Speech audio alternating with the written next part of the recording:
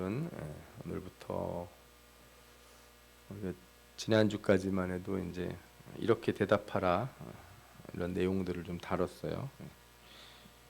새신자들이나 초신자들 뭐 아니면은 불신자들이 질문하는 것에 대해서 어떻게 대답할 수 있을까 여러 가지 좀 어려운 주제들도 다루고 그랬는데 나중에 또 질문들이 들어오면 또 다뤄보도록 하고요. 오늘은 좀 초신자가 아니라 그래도 신앙생활을 조금 하신 분들이 그 다음 단계로 성숙하기 위해서 우리가 뭘 해야 될까. 그래서 여러 주제들 중에 가장 먼저 기도를 다루기로 했습니다. 어떻게 기도해야 되는가. 그래서 오늘부터 한 몇 주간은 기도에 대한 이야기들을 좀 다룰 텐데 초보자, 초신자들을 위한 그런 강의가 아니니까 그냥 단순한 얘기를 드리는 건 아니에요. 기도 열심히 해라 그런 게 아니니까 여러분들이 보시면서 내가 어떻게 기도를 해야 될까, 어떻게 해야 기도를 하는 게 좀 더 하나님의 뜻에 맞고 또 우리의 삶의 변화가 일어날 것인가, 이런 것들을 깊이 생각해 보시는 시간이 되시기를 바랍니다. 아멘. 신앙의 성장을 위해서 이제 여러 가지 측면들이 있어요. 이게 우리 몸이 가지고 있는 측면과 같은 거죠. 우리 전인적인, 그렇죠? 우리가 이제 이런론이잖아요. 우리 영과 육 이런 게 다 하나니까 감각적인 면도 있고 또 우리가 이성적인 면도 있고 영적인 면도 있는 거죠. 영적인 측면에서 우리는 이렇게 끊임없이 이렇게 하나님과의 참된 관계, 영이신 하나님. 그러니까 하나님은 영이시기 때문에 예를 들자면 우리의 육체적인 어떤 것으로 하나님을 경험할 수 없어요.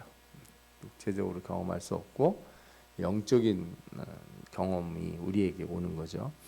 그 영적인 경험이 어떻게 되든지 간에 우리 몸에 이제 전달이 되면 그때 뭐 눈물도 나는 거고 뭐 마음이 뜨거워지는 거고 이런 거니까요. 그렇죠? 그래서 우리는 신앙 성장을 위해서 하나님과 참된 관계 속에서 인도하심을 받아야 되고, 그러면서 끊임없이 영적인 각성이 필요하고 성장이 필요해요. 마치 뭐 우리 이렇게 갑각류들 보면은 탈피라는 거 하잖아요. 껍질을 벗어내고서 점점 커지는, 그죠? 뭐 우리 사람으로 따지면 어린아이부터 성장하는 것처럼 그 영적인 각성이라는 게 영적으로 이렇게 깨어나고 성장하는 것이 우리에게 있어야 되는 거예요. 이게 우리에게 되게 중요한 거고, 또 이성적이고 지적인 측면에서 보면은 하나님 말씀을 배우고 깨닫고 적용할 수 있는 능력이 점점 올라가야 되는 거죠. 그러니까 말씀을 많이 알면 그 다음에 그 말씀을 가지고 자기 삶의 규율을 세우고 또 우리가 사는 삶의 이 세계를 해석할 수 있는 능력들을 가져야 되는 거고, 실전적인 면에서는 그러면 그렇게 영적으로 혹은 지적으로 우리가 알게 된 것들을 실제로 삶에서 실현해 내는 거죠. 그래서 끊임없이 우리가 이제 복종하고 순종하고 십자가 안에서 죽는 연습들을 해나가는 거죠. 이런 거를 하기 위해서 우리 여러 가지 이제 그 활동들이 있어요. 예를 들어 기도와 찬송과 예배 같은 것도 있고, 말씀을 배우거나 뭐 큐티 같은 걸 할 수도 있고, 봉사나 헌신, 나눔을 할 수도 있죠. 이게 기도는 무슨 영적인 것에만 연관된다 이렇지가 않아요. 기도를 하는 것이 우리의 전 인격적인 면에 다 영향을 주는 거예요. 뭐 내가 순종을 하려고 해도 기도해야 되는 거니까, 찬양도 그렇고 예배도 그렇고, 그러니까 모든 게 다 영향을 주는데 좀 더 많은 영향을 주는 분야가 있죠. 그렇죠? 예를 들어서 우리가 영적인 것은 봉사 헌신보다는 아무래도 기도하고 이런 것들이 더, 예배하고 하는 게 더 영향을 많이 주고, 이성적이고 지적인 측면은 말씀을 배우고, 그죠? 이렇게 가르치고 이런 거 할 때 이렇게 배우고 자기가 공부를 하고 그래야지 이 성경에 대한 것도 깨달아지고 점점 늘어나는 거죠. 실천적인 건 뭐 당연히 몸으로 움직여야 되니까, 그죠? 봉사, 헌신, 나눔 같은 걸 내가 하는 거죠. 그렇게 할 때 좀 더 영향은 있겠죠. 이렇게 하면 어떤 일이 생기냐면은 우리의 이제 신앙이 외적인 면과 내적인 면에서 변화가 생겨요. 외적으로는 사람들이 보기에 저 사람이 신앙이 성숙했구나를 알게 되는 거죠. 사람들이 우리를 봤을 때 신앙이 성숙했다라는 걸 어떻게 아냐? 저 사람이 예를 들어서 복음을 증거하는 거예요. 삶으로 증거하는 거. 그리고 선교를 한다든지 또 사회 변혁이나 이 세상의 문제에서도 관심을 갖고 가서 일하는 거죠. 이런 게 우리 신앙 성장한 사람들이 외적인 열매들이고, 내적으로는 어떻게 돼요? 성화, 쉽게 말할 수 있는데 거룩함, 경건, 이런 내면의 변화들이 생기는 거죠. 이런 것들이 다 우리가 신앙이 성장했을 때 나타나는 일들이다, 이렇게 볼 수 있어요. 오늘 우리가 이 말씀들을 생각하면서 오늘 읽은 본문에도 나오죠. 거룩한 믿음 위에 자신을 세우고 성령으로 기도하고 하나님의 사랑 안에서 자신을 지키며 영생에 이르도록 예수 그리스도의 긍휼을 기다리라. 이런 우리 신앙이 어떤 모습을 가져야 될지 이렇게 말씀해주고 있지 않습니까? 우리가 이런 것들을 앞으로 계속 배워나가고 또 이렇게 말씀을 깊이 있게 이렇게 들여다보는 시간을 갖기를 원합니다. 아멘. 오늘은 이제 어떻게 기도할까 이거를 좀 다뤄보려고 하는데 세 가지 정도 먼저 오늘 얘기를 드리려고 해요. 왜 기도해야 할까? 그다음에 어디서부터 기도를 시작해야 되는가? 이렇게 좀 생각을 해보려고 합니다. 왜 기도해야 되는가? 뭐 이거는 우리가 많이 알죠. 뭐 기도는 영혼의 호흡이다. 숨을 멈추면 살 수 있겠냐? 기도는 모든 문제를 해결하는 열쇠다. 그죠? 필요한 것들 하나님 앞에 구하라고 그러지 않았느냐? 그렇죠. 이렇게 해서 기도에 대한 여러 은유들이 있어요. 그런데 오늘은 이런 얘기를 1절 하지 않을 겁니다. 왜냐하면 4월 16일, 23일에 걸쳐서 은혜의 방편들을 다룰 때 기도에 대해서 쭉 설명을 드린 적이 있어요. 이게 다른 작년도 아니고 재작년도 아니고 올해 했어요. 갑자기 생각이 나시나요? 생각이 안 나시면 유튜브에 가면은 이렇게 교육한 내용이 있습니다. 그래서 그 초보를 위한, 초신자를 위한 교리 강의잖아요. 이때가. 그러니까 초신자 수준에서 기도가 무엇인지를 제가 2주에 걸쳐서 설명을 해놨기 때문에 기도할 때 이런 순서로 해라 이런 것도 다 정해주고 대표 기도할 때 이렇게 하십시오 이런 것도 다 설명을 해드렸어요. 그러니까 그걸 가서 다 잊어버린 것 같다 그러면 한번 시간 내서 봐주시면 좋겠어요. 저는 이 정도는 다 알고 있다 이렇게, 그렇죠? 한 6개월 전에 한 거니까 이 정도는 다 알고 있다 이렇게 생각하고 다음 얘기를 좀 드리려고 해요. 먼저 이 기도라고 하는 거를 얘기하려고 그러면은 앞서서 말한 것처럼 기도가 사실은 되게 영적인 활동 중에 하나예요. 우리 안에 있는 영적인 것을 깨우는데 다른 어떤 그 신앙 활동보다 영향을 많이 준다 할 수 있어요. 뭐 성경을 읽는 거, 예배드리고 뭐 찬송하는 것도 분명히 영적인 것이에요. 다 그렇게 해야 돼요. 그런데 특별히 기도는 더 할 수 있어요. 예배도 그렇지 않냐? 근데 당연하죠. 예배가 그런데 예배는 이렇게 어떤 폼이 짜져 있어요. 이렇게 규율이 있단 말이에요. 여럿이 같이 드리는 경우가 많고 혼자서 예배하는 경우는 이제 드물잖아요. 그렇죠? 근데 기도는 혼자서 할 수 있고 오래 할 수 있어요. 시간을 길게 할 수도 있고, 그렇죠? 내 안에 있는 여러 가지 일들을 이렇게 하나님 앞에 이렇게 얘기할 수가 있기 때문에 다른 어떤 신앙 활동보다 영적인 면에서 이렇게 뭐라 그럴까요? 효과나 은혜가 두드러진다 이렇게 말할 수 있어요. 성경은 우리한테 하나님을 찾고 만나고 사귀고 그 안에 거하라 이런 얘기들을 계속 하세요. 그러니까 우리가 이제 기도라고 하는 것은 궁극적으로 어떤 목적으로 이렇게 지향이 돼야 되냐면은 여러분들이 뭐 문제를 하나님 앞에 얘기해서 이거 해결해 주십시오. 뭐 고쳐 주십시오. 돈을 주십시오. 뭐 잘 되게 해 주십시오. 그거보다 그건 이제 초보 때 그렇게 기도를 많이 해요. 그렇게 하게 돼 있어요, 우리가. 그런데 신앙이 어느 정도 올라가는 분들은 내가 왜 기도를 하냐면 내가 하나님과 사귐이 있기 때문에 또 하나님과 사귐을 갖기 위해서 하나님과 사귐을 갖기 위해서 그래서 기도를 하는 거거든요. 성경이 이렇게 말씀하고 있어요. 이게 제가 이제 세 번역을 가져왔는데 요한일서 1장 3절에 제가 여러 번 이렇게 많이 읽어드린 본문이죠. 예. 우리의 사귐은 아버지와 또 아버지의 아들 예수 그리스도와의 사귐입니다. 이 기도로서 우리가 도달해야 되는 어떤 상태를 얘기하자 그러면 하나님과 예수 그리스도와의 사귐의 상태를 가기 위해서 우리가 기도하는 거예요. 사귐의 활동. 주님 만나는 시간. 예. 그래서 우리가 이제 이 사람이 신앙이 얼마나 좋은지를 판단하려고 할 때, 예를 들면 실천적인 거 있죠. 우리가 사랑을 실천할 때, 그거는 하나님과 사귐이 있다는 외적인 증거예요. 성경에 보면 이걸 많이 얘기하죠. 우리가 계명을 지키면 그 사랑 안에 거하는 것이고, 또 우리가 서로 사랑하면 사람들이 다 우리가 누구인 줄 알아요. 예수 믿는 사람들인 줄 안다. 이렇게 성경이 얘기를 했어요. 그러니까 여러분들이 사랑을 실천하는 거, 외적인 활동을 하면 그거는 외적인 활동을 하게 되는 거, 열매가 나타난다는 건 하나님과 사귐이 있다는 외적 증거예요. 그런데 여러분들이 오해를 하면 안 되는 게, 외적 증거가 있다 하더라도 내적 증거가 다시 필요해요. 내적 증거가. 이게 같이 나와야 되는 거예요. 그러니까 예를 들어서 말씀을 실천하는 게 하나님 안에 거함을 보여주는 외적 증거라면, 기도는 신자가 경험하는 내적 증거예요. 그래서 예수님이 뭐라고 말씀하셨냐면, 이 구절을 잘 한번 읽어보십시오. 너희가 내 이름으로 무엇을 구하든지 내가 행하리니. 그러니까 기도하면 응답을 해주시겠다고 약속을 했는데, 그 이유가 뭐냐 그랬더니, 아버지로 하여금 아들로 말미암아 영광을 받으시게 하려 함이라. 그러니까 예수 그리스도가 이렇게 우리 기도에 응답을 해주시는 이유가 있다는 거예요. 왜? 하나님께 영광이에요. 이게 영광을 돌려드리기 위해서, 그죠?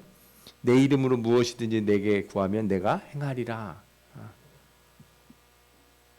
우리가 생각하는 거하고 약간 좀 다른 느낌이 나죠. 우리가 왜 기도를 해야 되냐 그럴 때, 왜 하나님이 우리 기도를 들어주세요?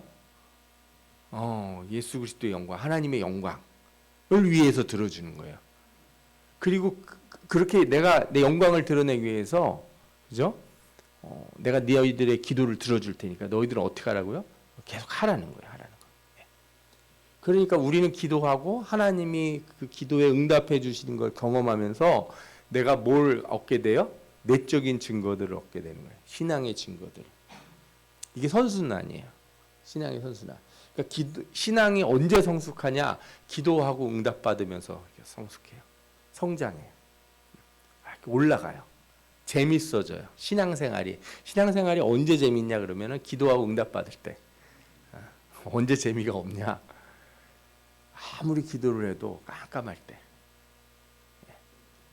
예배를 드리고 뭐 헌금을 하고 뭐 와서 봉사도 하고 그러는데, 주님 만나본 지가 오래된 것 같을 때, 그때는 신앙생활하기가 참 힘들어요. 하나님의 영광이 내 삶에서 나타나기를 구해야 되고, 그게 우리에게 되게 중요한 일이거든요. 예? 주님의 영광을 위해 사는 게 우리의 가장 큰 일 중에 하나잖아요. 그리고 주님도 기도하면 내가 다 해주겠다. 왜? 내 영광 드러내기 위해서 내가 다 들어주겠다고 약속을 하셨단 말이에요. 근데 그게 안 되고 있으면, 그럼 내 기도에 뭐 문제가 있는 거예요. 예. 사귐이 없는 거죠. 그리스도와의 사귐이, 깊은 대화가. 예. 그래서 기도라고 하는 거는요, 하나님이 우리를 부르신 목적 중에 하나예요. 너 기도해. 내가 응답해 줄게. 이게 우리를 부르신 이유가 있어요. 요한복음 15장 16절에 뭐래요? 너희가 나를 택한 것이 아니요 내가 너희를 택하여 세웠나니. 왜 그래요? 너희로 가서 뭘 맺게 하려고? 열매를 맺게 하고, 또 너희 열매가 항상 있어 내 이름으로 아버지께 무엇을 구하든지 다 받게 하려 한다 그랬어요. 그러니까 기도하고 응답받는 일은 주님이 날 부르신 이유 중에 하나라는 거예요. 이렇게 성경에 이렇게 써 있잖아요. 이렇게 그렇게 보셔도 되는 거예요. 이게 그 중에 하나예요. 나를 부르신 여러 가지 이유인데, 왜냐하면 그 응답받는 그 자체가 중요한 게 아니라 그 응답이 곧 뭐예요? 예수 그리스도 영광을 드러내는 일이기 때문에. 그래서 우리는 기도를 이렇게 단순히 내가 뭐 어려운 일이 생겼으니까, 뭐 문제가 있으니까 참, 그죠? 자식 문제, 뭐 가정의 뭐 남편, 아내 뭐 이런 문제, 뭐 부모 형제 문제, 형제들 문제, 먹고 사는 문제, 뭐 이런 걸로 이런 게 있어서 하나님이 기도하라. 그렇게 생각하는 단계가 있지만 어느 단계를 넘었으면 그게 그렇게 중요한 게 아니에요. 그러니까 어떤 식으로든 내가 기도하면서 하나님의 영광이 우리 삶 가운데 드러나야 되는 거고, 나는 그걸 통해서 내가 지금 주님 안에 거하고 있다는 확증, 그죠? 그 신앙의 기쁨이 이렇게 넘쳐나는 거예요. 그게 예수 믿는 즐거움이고, 내가 예수 믿고 있고 지금 잘하고 있다라는 걸 확신하는 그 가장 대표적인 방법이에요, 이게. 여러분, 우리가 기도해야 되는 건요, 하나님이 우리를 그렇게 부르셨어요. 그 부르신 이유에 있어요. 그리고 우리가 기도에 응답받게 하시고 우리 기도가 이루어지는 것으로 하나님이 영광을 받으신다는 것을 꼭 믿고, 그죠? 예. 기도를 시작할 때 내가 왜 기도를 하는가, 이 기도가 어떤 의미가 있는 건지를 이제 여기서부터 출발을 하셔야 돼요. 그래서 그러면 이제 기도를 시작을 해야 되는데, 기도를 시작하는 여러 가지 방법들이 있어요. 그런데 이제 우리가 기도의 샘플로 주신 것 중에 뭐 시편에도 기도문이 많지 않습니까? 시편에 있는 많은 시들이 기도의 시니까. 그런데 예수님이 언급해 주신, 가르쳐 주신 기도가 있어요. 이 기도가 우리에게 되게 중요해요. 적어도 여기서 시작을 하면 이상한 쪽으로 나가지 않을 수가 있어요. 예. 내 자의적으로 뭐 해석 안 해도 되는 거예요. 왜? 주님이 가르쳐 주신 기도니까. 이 틀을 유지하면서 내가 기도를 여기서부터 이렇게 확대해 나가면 되니까. 이게 되게 중요한 틀이에요. 여러분들이 그래서 주기도문을 외우는 거를 그냥 가볍게 외우지 마시고 이렇게 깊이 묵상하면서 한 구절 한 구절을 마음속에서 이렇게 간절히 붙들고 기도를 하시면 큰 은혜가 됩니다. 여기도. 예. 근데 이 주기도문을 이제 쭉 우리가 다 아니까 여러분 다 아시잖아요. 무슨 내용인지. 근데 이거를 좀 살펴보면 구조가 이래요. 처음에 시작은 하나님께 영광을 돌리는 거죠. 감사하고 영광하고. 하늘에 계신 우리 아버지여, 이름이 거룩히 여김을 받으시오며 나라가 임하옵시며 하면서 하나님께 감사와 찬송과 영광을 돌리고 그의 나라가 임하기를 기원하는 거예요. 이게 제일 기도에 제일 중요한 거예요. 예. 그러니까 내가 어떻게 되는지가 중요한 게 아니고 뭐가 더 중요해요? 하나님이 하시려고 하시는 일이 되는 게 중요한 거예요. 아멘. 예. 그래서 그걸 위해서 우리는 하나님의 나라와 그의 의를 구해야 돼요. 그게 중요한 기도의 가장 키포인트 중에 하나예요. 그런데 그 기도의 반쪽이 그렇게 구성이 되어 있고 반쪽은 뭘로 구성이 되어 있는지를 보시면, 우리에게 일용할 양식을 주옵시고 우리가 우리에게 죄 지은 자를 사하여 준 것 같이 우리 죄를 사하여 주옵시고 우리를 시험에 들게 하지 마옵시고 다만 악에서 구하옵소서, 그렇게 나오잖아요. 우리 자신의 문제에 대한 기도를 하게 돼 있어요. 이렇게. 그러니까 기도가 반은 하나님의 나라를 향하여 기도하게 돼 있고 반은 우리 자신의 문제를 놓고 기도하게 돼 있어요. 구조적으로. 물론 이제 문학적으로 이렇게 배열적인 순서는 제가 그린 구조를 따라가지 않지만 내용적으로 보면 반이 이렇게 갈린다는 걸 알 수가 있다고요. 그러면 이제 기도를 시작할 때 우리가 어디서부터 시작하는 포인트가 좋을까 이렇게 생각해 볼 수가 있는데, 기도를 하나님께 감사하고 하나님께 영광을 돌리고 하나님의 나라를, 의를 구하는 것에서 시작할 수도 있어요. 그런데 기도는 기도하는 사람의 영혼에서부터 출발을 하는 거라서 내 자신의 거룩함, 내 자신의 죄의 문제, 거기서부터 회개가 일어나지 않으면 저 기도의 구조가 잘 안 쌓아져요. 그러니까 내가 막 욕하고 막 싸우고 막 멱살 잡고 한바탕 하고 와가지고 하나님 나라의 영광을 위하여 제가 기도합니다 그러면 기도할 수 있어요. 할 수는 있는데 그게 그냥 입에서만 나가지, 앞서서 말한 것처럼 예수 그리스도와의 사귐만으로 가져지를 못해요. 가기가 어려워요. 가기가. 혹시 가는 분들이 간혹 있다고는 하는데 얼마나 이렇게 강심장인지 모르겠지만 저는 잘 안 될 것 같아요. 왜냐하면 이 마음이 확 뒤집어진 거니까. 그죠? 예. 말하자면 어항 깨진 거랑 비슷한 상태가 되는 거예요. 내 방 안이. 무슨 뜻인지 이해가 되세요? 싸움 한바탕 하고 내가 감정이 막 끌어오르는 상태에서 기도를 하러 가면은, 그죠? 내 마음이 어수선하잖아요. 그런 상태에서는 하나님의 영광을 위해서 기도한다는 게 그냥 말로만 하는 기도예요. 그렇다고 내가 만약에 뭐가 모자라고 없어서 그걸 놓고 막 기도를 하고, 물론 그래서 참 공부할 때 기도할 수 있죠. 물론 그런 적도 저도 많고, 그래서 막 힘든 일 생기고 그러면 엎드리기만 해도 눈물이 펑펑 나와요. 그런데 그 기도도 힘이 없어요. 내가 지금 너무 지금 힘들어 죽겠습니다, 하나님. 먹고 사는 게 힘들고, 지금 뭐 사업이 힘들고, 돈이 없고, 생활이 어렵고, 막 그걸로 하나님 앞에 간절히 기도는 하는데, 그 기도는요, 이렇게 오래 할 수 있는 기도는 아니에요. 그 기도를 뭐 나는 3시간, 4시간씩 합니다.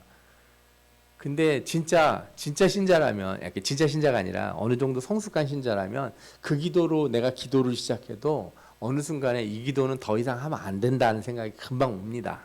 왜? 하나님이 모르시지 않는다는 거 금방 알거든요.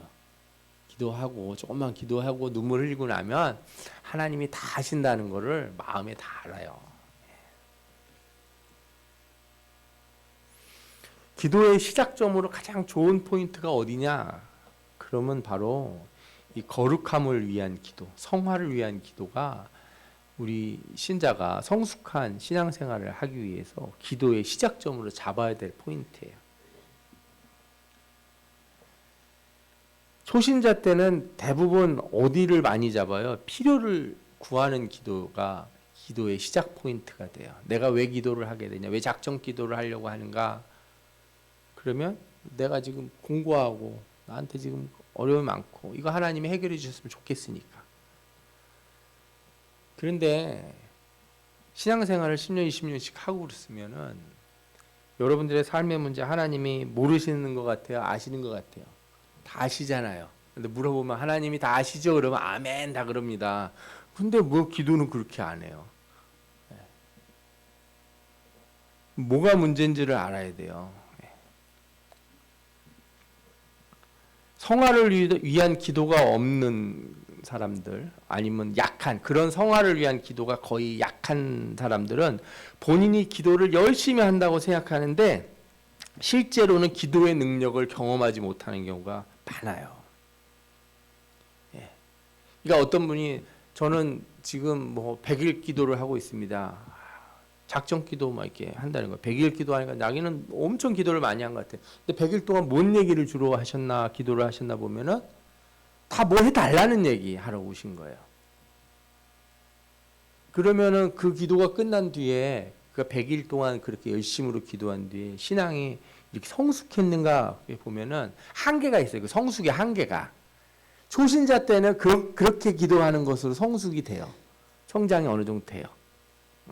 말하자면 초등학생들은 학교 숙제 열심히 해가는 걸로 뭐가 돼요?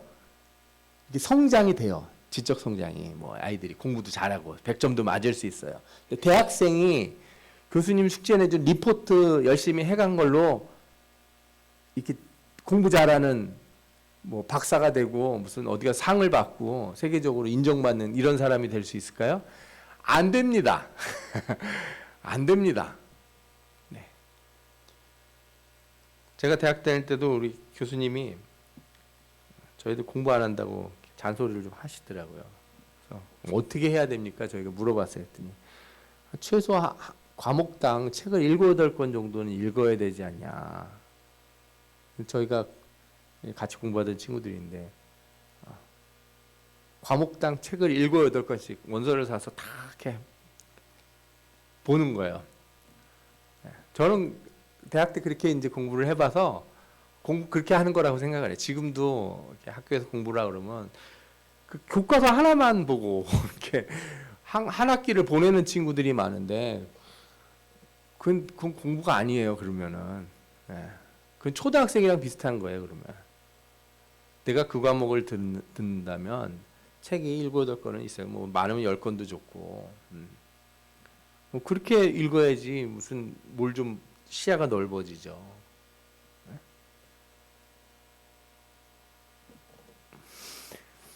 내가 기도를 하는데 내 인생의 문제, 그 지금 당장 먹고 사는 문제만 가지고 하면은 기도의 성장이라는 게 한계가 옵니다. 한계가 오고 그 자기 중심적 기도에 그치기가 아주 쉬워요. 그래서 깊은 기도로 나간다는 건 뭐예요? 하나님과의 영적 교제잖아요. 앞서 말씀드린 것처럼 주님을 만나보고 주님 음성 들어본 지가 언제인가 이렇게 생각하면은 사실은 내가 며칠 작정 기도를 했네 뭐네 이거 그렇게 중요한 문제가 아니에요. 내가 그렇게 기도해서 정말 내 신앙의 성장이 일어나고 내 마음의 평화가 오고 그죠? 나의 삶에 있어서 내가 영적인 힘이 있는가. 문제가 해결된 거랑요 내가 영적인 힘을 갖는 건 별개 문제라고요. 어떤 경우에는 문제는 그대로 있는데 내가 강해질 때가 있어요. 그때는 이 문제가 아무리 있어도 내가 상처받지 않고 내가 흔들리지 않아요. 그런 경우가 제가 보기엔 더 많아요. 하나님 앞에 기도했을 때 이 문제가 없어지는 게 아니고 하나님이 나를 성장시키고 내가 이걸 핸들링할 수 있도록 내가 이걸 다룰 수 있도록 그렇게 나를 만드시는 거예요.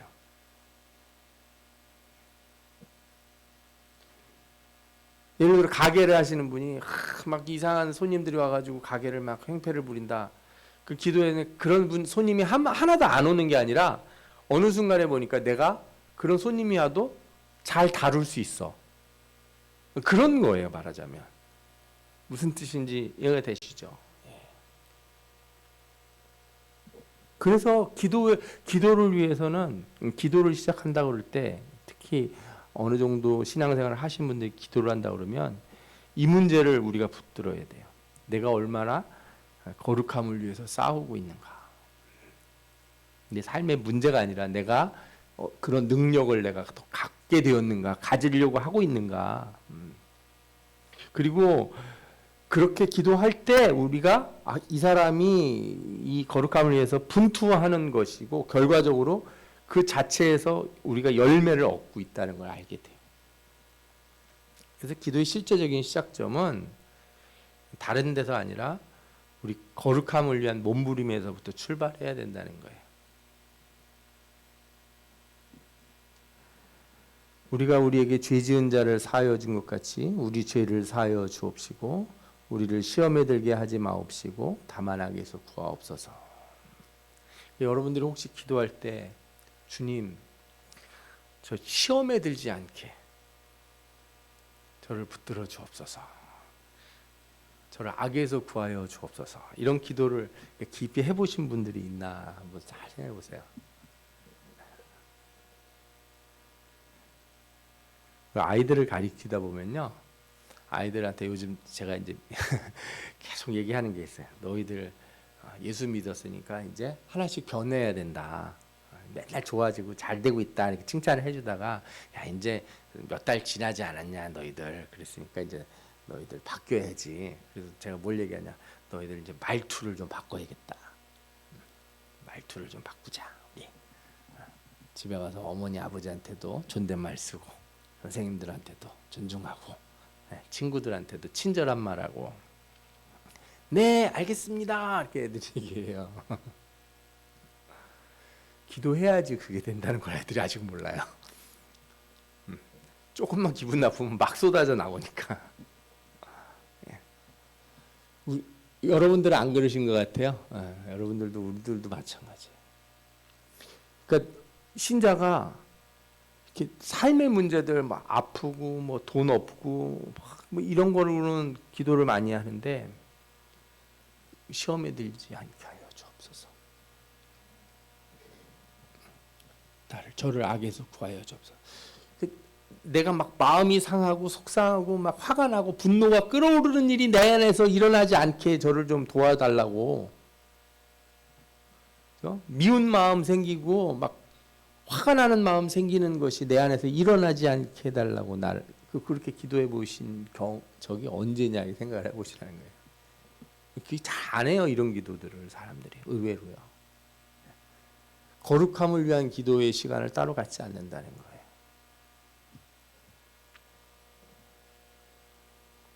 죄라고 하는 거예요. 여러분들 죄는 뭐예요? 하나님의 영광과 그 다스림에 대한 반감이자 적대감이에요. 죄가 있는 상태에서는 절대로 하나님의 나라를 구할 수가 없어요. 구하더라도 그 형식적이게 돼요. 내 안에 내가 시험에 본인은 모르죠. 내가 시험에 들었는지도, 내가 유혹에 빠졌는지도 모를 때가 훨씬 더 많으니까. 그런 상태에서 하나님 뭐 교회가 어떻게 되게 해주시고 부흥되게 해주시고 뭐 저분 다른 성도들도 잘 되게 해주시고 모두 해주시고 막 그렇게 기도하는 거는 깊이가 얕다는 거예요. 깊이가 얕다. 그래서 기도를 시작할 때는 먼저 내 자신 안에 있는 죄를 죽이고, 그죠? 죄의 시험과 유혹에서부터 내가 일어서기 위한 기도가 먼저 있어야 돼. 그렇게 해서 하나님을 내가 하나님 앞에 있는 한 사람의 신자로서 그 발 아래 엎드린 이 마음이, 이 영적인 상태가 나에게 딱 왔을 때 내가 다른 기도를 할 수가 있어져요. 그때는 자신 있게 할 수 있게 되고 너무 감사하게 구할 수 있는 입술이 열려지는 거예요. 존 라일이라고 하는 청교도 목사님 이런 얘기를 했어요. 죄는 기도를 죽이고 기도는 죄를 죽인다. 아멘. 예. 그러니까 죄를 죽이는 기도를 먼저 해야 되는 거예요. 거기가 시작점이라는 거예요. 초보 때처럼, 초신자 때처럼 문제를 위한 기도가 시작점이 되지 마시고 그렇게 해서 기도해 본 거는 많잖아요. 경험이. 여러분들 다 10년, 20년씩 예수 믿었으니까 경험이 많잖아요. 그렇다면 이제는 어떻게 가야 돼요? 죄를 죽이는 기도에서부터 출발하라는 거예요. 여러분들에게 제가 실천해야 될 것들을 좀 말씀드리고 싶어요. 능력 있는 기도를 하려면 어떻게 되는가? 사실은 이제 저도 기도할 때 기도원에 가서 기도를 이렇게 이번 달에도 가서 기도를 또 하고 뭐 이렇게 하려고 하는데 기도원에서 가서 기도할 때 좋은 점이 하나 있더라고요. 오래 기도할 수 있고 옆에서 또 오래 기도하는 분들, 기도에 훈련된 분들이 많이 있어서 참 좋아요. 분위기도 좀 뭐 기도하는 분위기니까 기도원이, 그죠? 근데 가서 기도하는 게 저는 이렇게 뭐가 문제가 있어서 이런 게 해결됐으면 좋겠고요. 그런 기도는 저는 거의 잘 안 하는 것 같아요. 가서 기도하는 내용들은 저는 기도원까지 왔는데 내가 기도해야 되는 게 무엇인가 살펴보면 내가 이렇게 한꺼풀이 껍데기가 벗겨지기를 원해요. 근데 내 신앙에 있어서 이렇게 탈피를 하고 싶다는 거예요. 이렇게 허물 벗고, 그죠? 번데기에서 나비가 나오듯이. 그게 뭐냐? 그게 뭐 은사를 받는 거냐?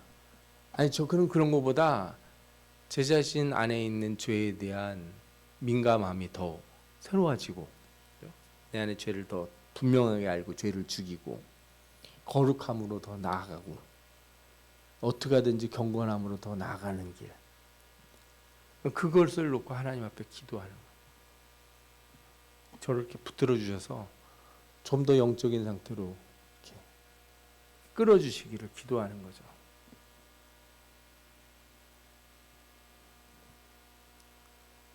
우리가 기도할 때 어느 때는 인격적인 문제가 있고, 그죠? 그래도 하나님이 기도에 응답해 주실 때도 있고요. 또 기적이나 능력이 나타날 때가 있어요. 그러니까 나는 하나도 안 바뀌었는데 하나님이 기도했는데 들어주시는 경우가 꽤 많아요. 특히 초신자 때 그런 경험을 엄청 하게 돼요. 그래놓고 기도하고 나면 내가 엄청 뿌듯해요. 왜? 뭔가 대단한 것 같으니까 하나님이 나를 사랑해 주시고. 근데 그거는 그때예요. 왜냐하면 처음이니까 잘 못해도 초등학생 뭐 그림 대충 그려도 너 잘 그렸다, 야, 너 소질 있다, 얘 그러면서 우리가 칭찬해 주는 것 마냥 그런 신앙을 가져도 하나님이 칭찬해 주는 거죠. 그런데 시간이 지나면 아무리 그렇게 기도해도 응답이 안 오고 내가 정말 성장하고 있는지 신앙에 이렇게 성숙하고 있는지에 대한 확신이 안 쓰거든요. 거룩함이라는 거, 이거는 참된 기도를 통해서 가는 거예요. 이 내적 증거가 살아 있어야 돼요. 외적으로 아무리 내가 축복을 받아도 뭐가 돼도 뭐 예를 들어 막 교회가 부흥이 되고 막 제가 이렇게 돼도 아니에요, 아니에요. 그걸로는 안 되는 거예요. 그걸 거기에 만약에 자신이 내가 이거 잘 되고 있다고 착각하면 큰일 나기 쉬워요. 그래서 축복받은 사람들이 기도 잘 못해요. 축복받은 사람들이 예전에 힘들고 어려울 때보다 더 뜨겁게 기도하기 어려운 이유들이 거기 있어요. 자기가 기도하고 하나님 응답해 주셨다고 생각을 하니까 더 깊은 자리로 나오라고 그런 삶의 문제들을, 환경의 문제들을 해결해 주시는데 이 사람들이 거기에 이렇게 안주하게 되는 경향이 훨씬 더 많아요.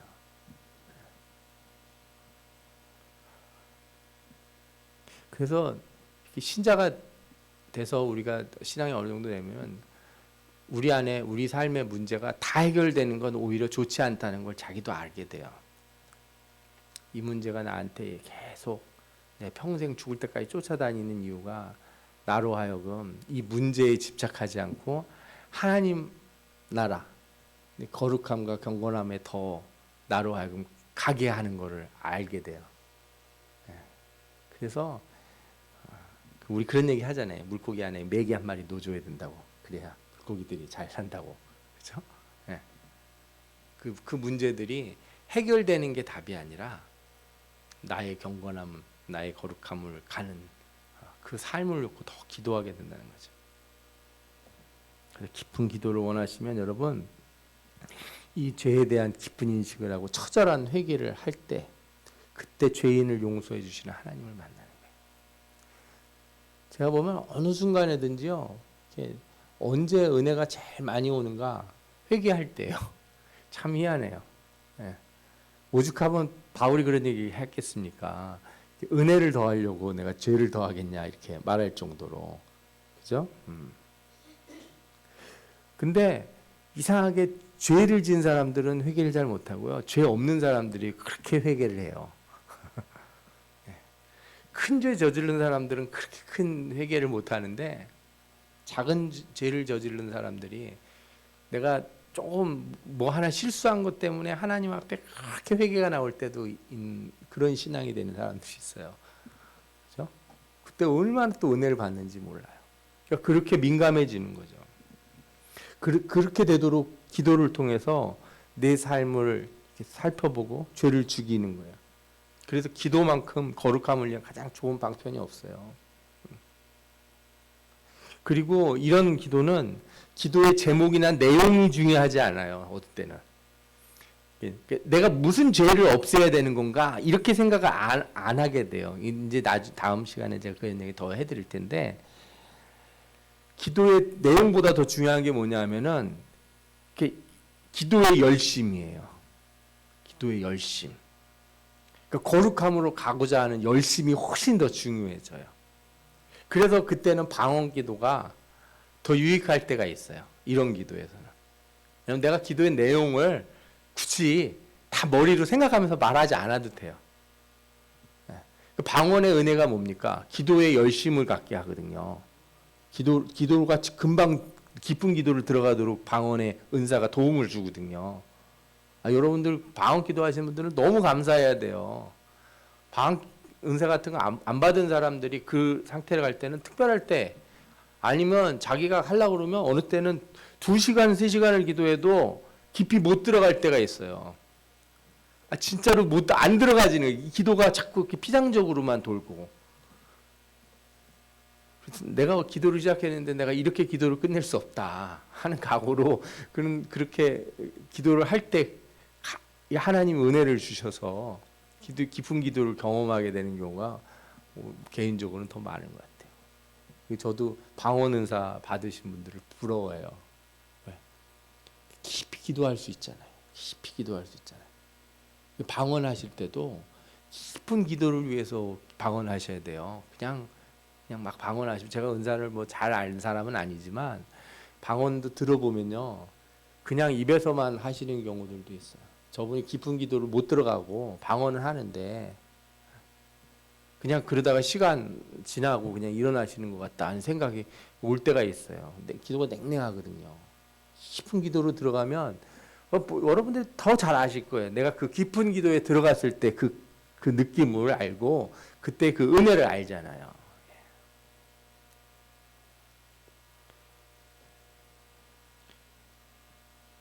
그래서 이 기도라고 하는 게 뭐예요? 이렇게 우리가 깊이 들어가고 그리고 그 기도 가운데서 내 영이 확 깨는 거예요. 하나님을 찬양하고 하나님의 그 은혜를 경험하면서 그 여러분들이 깊은 기도를 경험하는 분들 중에 이건 뭐 일반적이라고 성경에 나와 있지는 않지만 많은 분들하고 얘기를 해보면 기도를 오래 하고 깊이 하면은요 잠이 안 와요. 이게 이 신체적으로도 각성 효과가 있는 것 같아요. 영이 이렇게 정신이 엄청 맑아지고 또렷해지는 것 같은 거예요. 힘이 안 들죠. 밤새 기도를 했는데 힘이 있어요. 제 부흥회 기도 부흥회 할 때 저희 오시는 노예 목사님이 저는 정말 저분 몇 시에 주무시나 하는 생각이 드는 거예요. 뭐 밤 집회를 인도하시는데 계속 서서 기도도 서서 하시더라고요. 한 8시부터 시작해가지고 찬송하고 막 이래 가지고 한 3시까지 제가 얼마나 오래 하시나 한번 끝까지 저도 기도해 보려고 하는데 못 기다리겠더라고요. 힘들어서 못 기다리겠어요. 거의 새벽 기도까지 기도를 하시다가 기도 끝나고 식사하러 가시기 잠깐 1시간 이렇게 잠깐 졸으시는 것 같아요. 근데도 또 오전에 또 집회하고 또 그러시더라고요. 제가 보면 물론 이제 그분도 이야기하시는 게 항상 그렇다고 해서 몸이 막 힘이 나는 건 아니지만 자기도 몸 관리를 열심히 하지만 어느 때는 하나님이 이렇게 힘을 주시고 기도를 하게 하시면 끊어지지가 않는데요. 기도가 끊어지지도 않고 끊을 수도 없고 그리고 그렇게 기도한 날은 밤을 새서 기도해도 피곤하지가 않다. 그런 분들이 많아요. 우리가 그런 기도를 이렇게 지향을 해야지. 혹시나도 뭐 여러분들이 기도 얘기할 때 오늘 뭐 목사님이 어디 이렇게 뭐 333 전법 그래서 기도를 이렇게 하면 딱 이렇게 복이 떨어진다, 응답이 온다, 막 이런 걸 기대하셨으면 좀 안타깝긴 하지만 그거 이전에 그런 테크니컬한 거 말고 가장 기본으로 돌아갔을 때 거룩함을 놓고 기도를 해야 될 줄 믿습니다. 아멘. 여러분들한테 과제를 드릴 거예요. 머리로만 듣지 마시고 그래서 여러분들 기도를 하실 때 한번 내 삶의 필요와 문제들, 뭐 자녀들 문제, 뭐 가정의 문제 이런 거 말고 온전히 내 신앙의 문제, 나의 거룩함과 경건함의 문제만 가지고 기도하는 시간을 지속적이고 주기적으로 가지셔야 돼요. 이렇게 과제예요. 내가 다른 기도 안 하고 뭐 우리 애들 잘 되게 해주세요, 뭐 장가가게 해주세요, 뭐 사업이 되게 해주세요 이런 거 말고요. 나의 거룩함, 내 안의 죄의 문제들, 나와 하나님과의 1대1의 문제 그거 붙들고 내가 이 시간에는 다른 거는 내가 한마디도 하고 싶지 않습니다. 하나님 다 아시는 거고 나도 알고 하나님도 아시는 거고 저는 제 얘기 하고 싶습니다. 그거를 한 번만 하지 마시고요. 가끔 하지 마시고 지속적이고 주기적으로 그 시간을 확보하셔야 돼요. 그게 기도의 그게 진짜 기도라고 저는 생각이 들어요. 신자가 신앙생활하면서 해야 될 기도가 뭐냐 그러면 먹고 사는 문제 기도가 아니라 그런 기도를 내가 하고 있어야지 내가 진짜 성숙한 신자고 내가 신앙생활하는 사람이다. 내가 어디 가서 그렇게 얘기할 수 있다는 거예요. 제가 그렇게 감히 말씀드리고 싶어요. 그리고 그렇게 기도할 때 그냥 갑자기 그렇게 기도하려면 기도가 안 돼. 왜냐하면 우리가 삶의 문제는 생각하는 시간이 많잖아요. 그런데 내 자신의 연약함, 내가 뭐에 그렇게 약한지, 내가 어떨 때 내 마음이 그렇게 쉽게 흔들리고 연약해지는지 이거를 피상적이지 않은 내용으로 기도를 할 준비를 하셔야 돼요. 주님 만나러 가는데 뭘 좀 써서 가세요. 좀 부탁이니까. 그냥 머리에 이렇게 갑자기 생각나는 거 막 얘기하려고 그러면 얘기가 안 나오고 막 얘기가 삼천포로 빠지고 그러잖아요. 내 문제를 내가 직시하는 거예요. 그 죄 죽임이라는 게 그런 거예요. 죄를 죽이기 위해서 내 안에 있는 나쁜 것들을 없애고 내가 다음 단계로 성장하기 위해서는 내가 반복적으로 이렇게 꺾어지는 포인트들을 찾아내야 돼요. 하다가 많은 조금 결심하다 그만두는 포인트를 찾아야 돼. 그리고 그걸 가지고 기도를 해야 돼. 내가 이거를 고쳐야지 내가 다음 단계로 갈 수가 있을 것 같습니다, 하나님. 근데 이거 어마어마하게 내가 노력했는데 안 됩니다. 지금 죽겠습니다. 하는 문제를 가지고 기도하시라는 거예요. 이거를 구체적이고 작성해서 기도를 하셔야 돼. 피상적으로 하면 안 돼. 하나님 나의 연약함을 도와주옵소서, 뭐 믿음을 주옵소서 이렇게 기도하실 필요 없어요. 그거는 그런 누가 들으라고 하는 기도도 아니고, 그죠? 예. 무슨 애들이 뭐 결혼을 해야 된다, 뭐 돈이 얼마가 생겨야 된다 이런 기도를 하는 게 아니잖아요. 그렇게 기도를 할 필요가 없어요. 그냥 뭐 하나님 도와주옵소서. 기도 제목도 만약에 사실 그런 기도 제목은 목회자한테 부탁하는 기도 제목이 되기도 좀 어려워요. 왜냐하면 자기 문제잖아요. 깊이 결단이 있는 기도를 혼자서 골방에 가서 기도해야 되는 거예요. 진짜로. 네, 내 문제를 가지고. 그리고 죄를 회개하는 기도와 함께 내 자신이 반복하는 죄를 죽일 수 있는 구체적인 내 실천 결심들을 기도하면서 하는 거죠. 그러니까 원래 주님 앞에 상담을 할 때도요, 기도를 하면 답이 나와요. 내 입에서 답이 나온다고요. 기도하는 사람이 내가 알아. 내가 내 문제를 알아. 내 입에서 답이 다 나오고 있어요. 그러면 어떻게 돼요? 실천을 해야 돼요. 그러니까 기도가 그게 반복이 돼야 되는 거예요. 그때 내가 성장을 해야 합니다. 그때. 오늘 이 첫 시간으로 이 문제들을 다 다룰 수는 없고 앞으로 여러 번 계속해서 더 깊은 단계로 더 들어갈 텐데, 여러분들에게 오늘 말씀드린 거를 한번 깊이 생각해 보시죠. 어떤 분들은 안 와닿을 수도 있어요. 예. 그 무슨 기도가 그런 기도인지 잘 모르겠다 이렇게 생각하실 수도 있어요.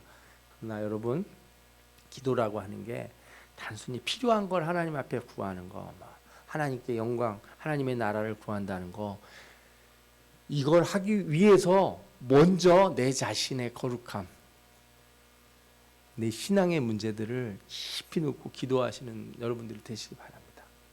아멘. 그런 고민이 있는 신자들이 됐으면 좋겠어요. 네. 내가 오래 신앙생활하는데 왜 나는 여전히 이런 신앙 상태인가? 나는 작년보다 더 하나님 앞에 더 가까이 나가 있는가? 이런 것들을 깊이 생각하면서 내가 그것만을 위한 시간을 확보하고 더 구체적인 기도의 제목들을 가지고 하나님 앞에 엎드려야 될 줄 믿습니다. 그렇게 기도할 때 하나님께서 여러분을 은혜를 주시고, 그렇죠?